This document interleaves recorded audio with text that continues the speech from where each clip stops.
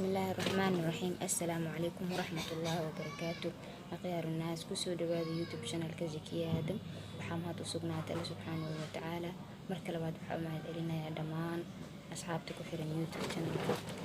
المقال كان لبات وفوتو سابسيني هاي عبتان كو سمي سنينا رقي وحا جرتا لبنو نوعا دالك أولو يقان رقي سومالي ونوعا هاد هورتينا يا لأ نوعا كالينتا أو سجلاسان عياش وحيران نوعا مكاربنا سميسانو waxaa la sameynayaa maadaama uu yahay geed oo ku jiro geed iyo qori ay ku jiraan badanaa waxaa looga baqaa jeermis iyo bacteria waxaas ay ku jirto marka dabka biyo la saaraa loo soo karkariyaa kadib la meeraa hadii Ilaahay idmo isla socod wanaagsan dabkaan soo saaraneynaa waa soo karkarsaneynaa waa soo meeraneynaa insha Allah taala isla soconaa waa aragnaa digsiga biyo dabka soo saaranay biyo ku shubanay waxa ku dhexridana raqaygi qaabka marka u sameynayna marka sokortana waxa sameynayna waa ku sii dareena maadaama aan shiidaneynin hadhooti ama qalaada aan ku shubeynin shiideynin toos oo sii darsanayna qaabka kaleenta ama nooca kaleenta sida loo sameynayo isagana koran ka sheegaya aniga waxyaabaha sajalka xoogaa waa ka baqaa soo maaha marka waxa sameynayna markuu noo karkaro oo soo qaboojino iyo sida uu noqdo aan isla arkayna hadii Ilaahay idmo حبابي ولي waxaan ku jirnaa socodaan sameyntii cabitaanki waa kana dabku saaran yahay wali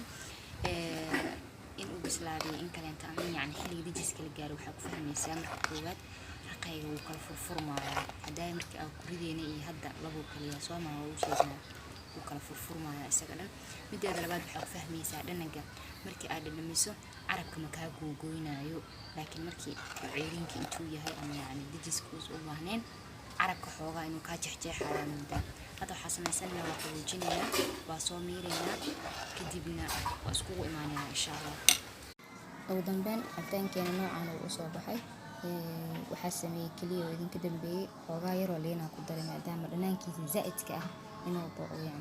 laga qabsanayo doontii inuu ka dilayo kale sidoo kale nooc kale idin sheegay sajalka ahaa markii ay sameysanaysid isaga waxa sameynaysaa biyo kulul dadka saaran markay ku soo karkaraan baaquli waxa ku shubanaysaa raqayga